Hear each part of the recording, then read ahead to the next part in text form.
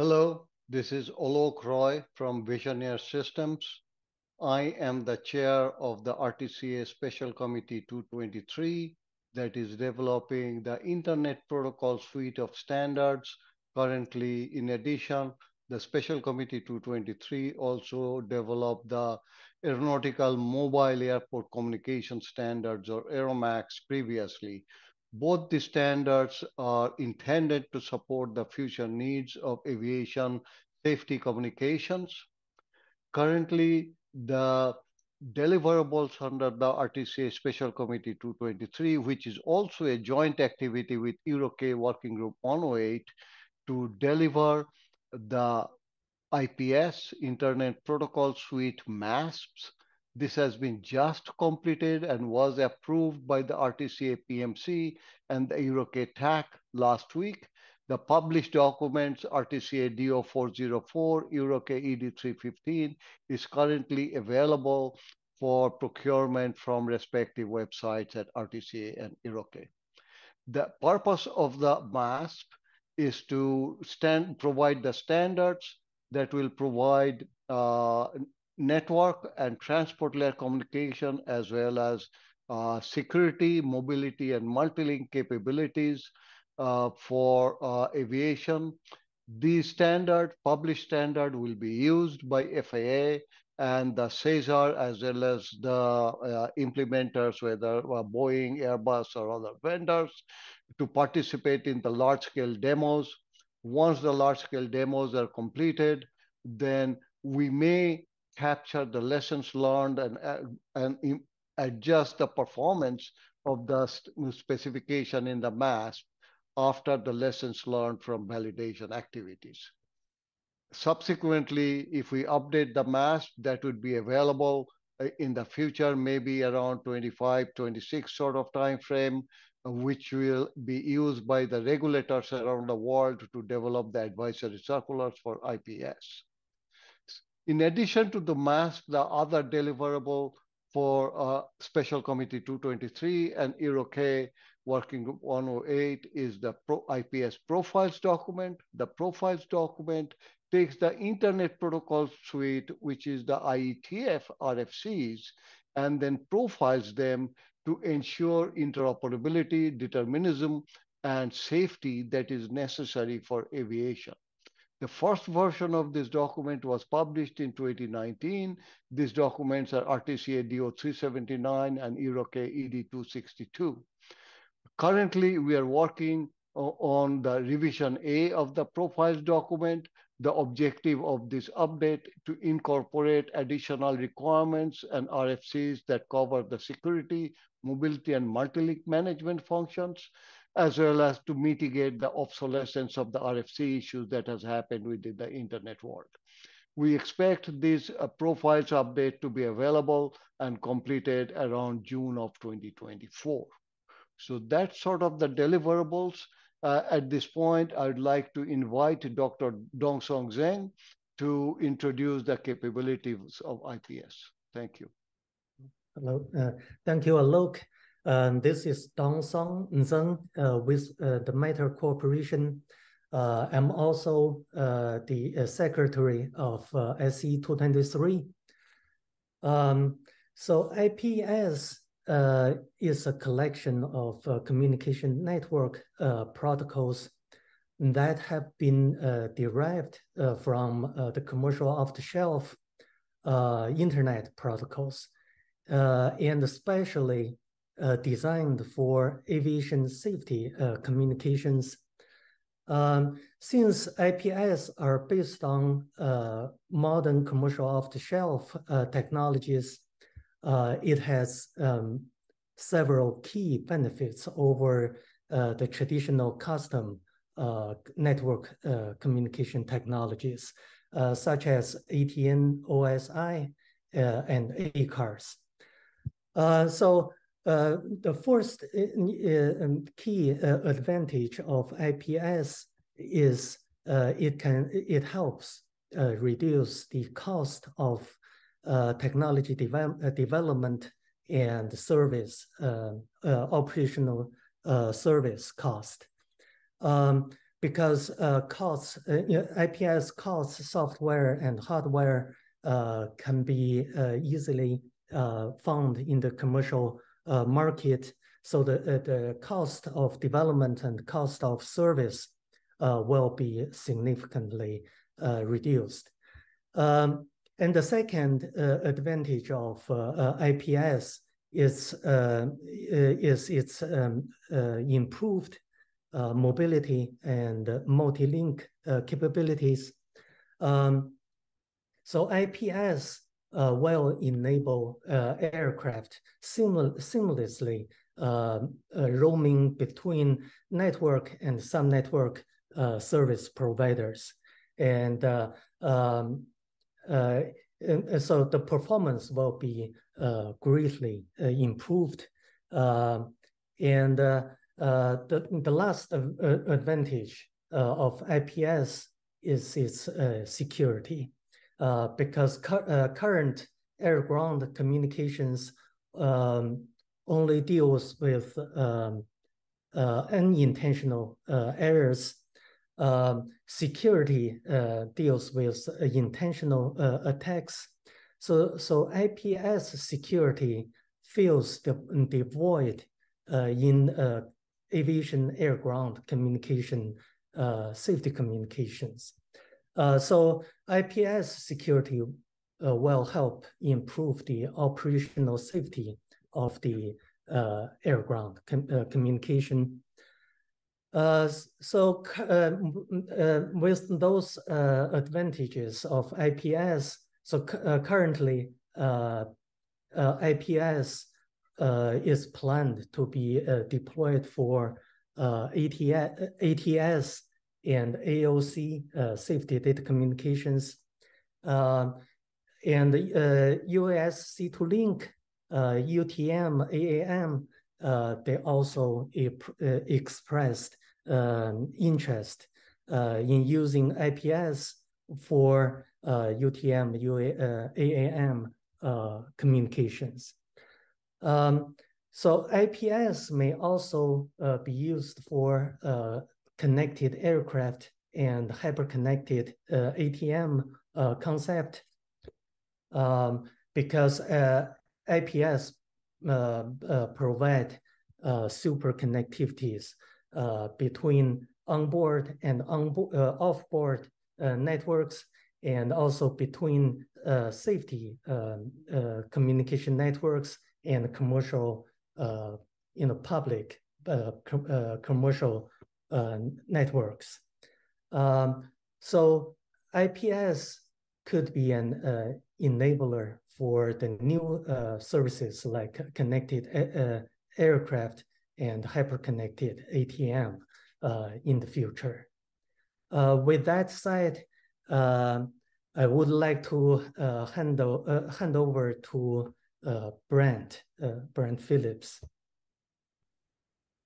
All right, well, thank you, Dong Song. I am Brent Phillips with the FAA and its Next Gen office under the Systems Engineering Group. I'm also the GAR, the Government Authorized Representative to SE223. Next chart, please. All right, so the aviation community, as many of you are probably aware, is moving towards a more information-centric environment, and we're looking to move towards a full trajectory-based operations environment to support ATM. Well, with that understanding, we will need a network which is capable of supporting these large amounts of data information transfers. And we recognized that the IPS standard or protocol is that particular capability that we need in order to support these future applications. So the FAA is fully committed to moving in this direction. And as Dong Song mentioned, there are quite a few advantages of doing so. Not only does this give us improved cybersecurity, we will be able to support broadband communications. We also see that the equipment will be COTS-based, thus lowering the cost associated, and we get a higher performance, which will allow us multi-linking capabilities in the future. Next view graph. So as Alok alluded to, not only is the RTCA mass and profiles document near completion, we're also developing the ICAO SARPS and Tech Manual and the AEC IPS standards in parallel with this particular effort. They're on the same track to complete around the December timeframe of this year. So with these standards documents in place, we're now able to develop prototyping systems for further validation testing in the large-scale demonstration that's upcoming next year. And therefore, we then would see possible implementation of the IPS into the NAS in the 2027-2028 timeframe. Next view graph, please. So Datacom is going to be our first system which we will implement IPS in. That'll be the Advanced Data Communications to support enhanced services. There are also a number of other systems that are on track for IPS to be implemented into, including the SATCOM Class B standards, which will support domestic operations, the SWIM, the unmanned aircraft systems, urban air mobility, and of course the Aeromax, and then the future connected aircraft system. So any future air-ground communication system that the FAA procures or a service for or as equipment will be IPS-based. With that, I'm going to move and hand it over to Stefan Pileski, who's out of the Collins European office, and he's going to go over basically the Europeans' support for IPS. Thanks a lot, Brent. So hello everyone, Stefan Pileski from Collins Aerospace. I'm chair of the EUROK Working Group 108, which has the objective to develop the European ATN IPS standards. So as it was explained by Alok and then by Brent, we want to develop an ATN IPS system that will cover all the different deployment options, because we need to define a system that will work in the US, in Europe, in other parts of the world, seamlessly. And the deployment question is really one of the two main challenges we have to tackle with ATN IPS, because we have a different landscape in US than in Europe. And we have different regulations. And we are also, even today, using different network with ACARS in the US and ATN OSI in Europe. So this is very important to address this deployment question. What we started doing in the MASP, and that we plan to continue with the validation activities afterwards. Another important topic that we need to address is to take into account all the lessons learned from the current deployment. So we have a lot of monitoring activities in US and Europe regarding ATN OSI and ACARS that we need now to bring and leverage as part of the ATN IPS definition. So as part of the MASP, we developed a lot of guidance on how to do proper monitoring, detect potential issues, and how to react quickly on anything that is going wrong.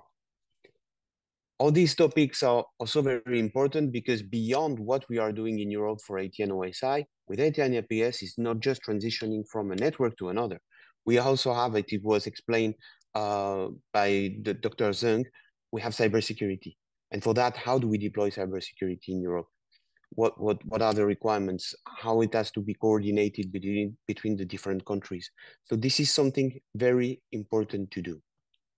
And to reinforce one of the messages that was said by Brent, what is also important is to define a common baseline on ATN IPS standards. And we have a lot of relationship with other groups such as ICAO, AEC. We have coordination meetings to maintain alignment between the ATN IPS standards.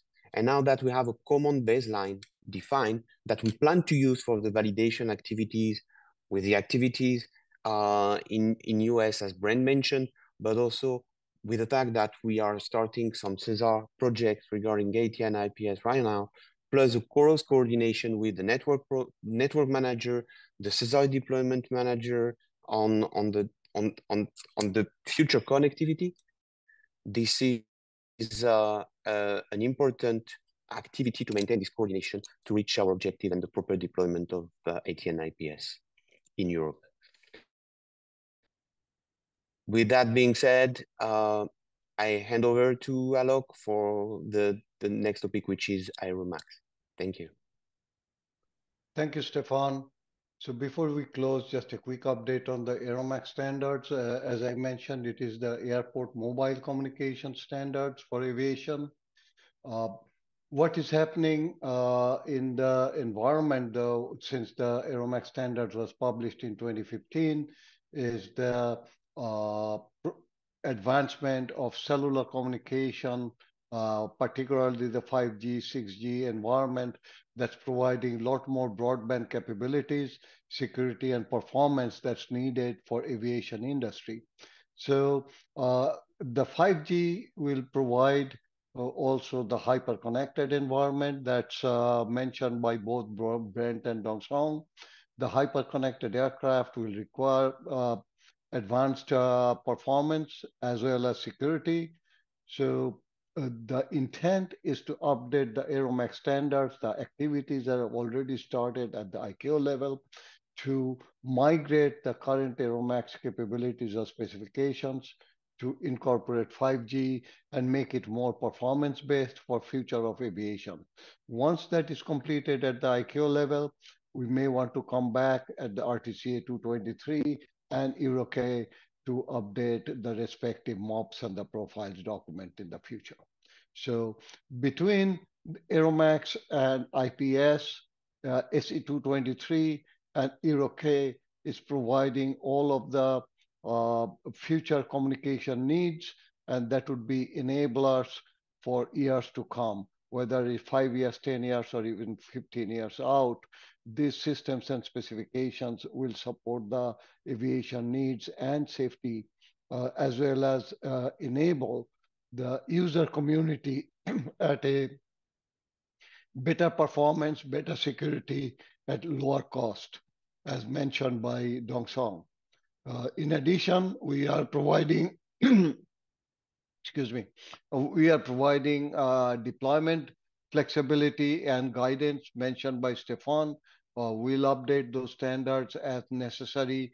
The RTCA EUROCAE team has been working hand in hand with ICAO and RTCA such that we have fully harmonized standard that can be used by ANSPs and the airlines and operators, as well as OEMs and vendors, to implement systems that will support not only the air traffic management, but also unmanned aircraft systems and UTM and hyper-connected communication needs.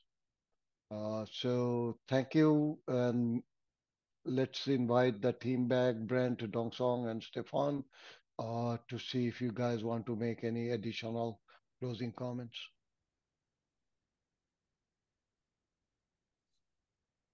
Okay, so thanks everybody for a nice overview of IPS. I think this is a wonderful set of standards, very, very necessary for the aviation industry to support safety as well as integrated communication across the whole aviation spectrum. Thanks. Thank you. I fully concur with that, Alok, and I think the good collaboration between the working groups, the involvement of the different participants in RTCA and EUROCAE side are very, very, very important and was key for the achievement we had recently with the publication of the standard.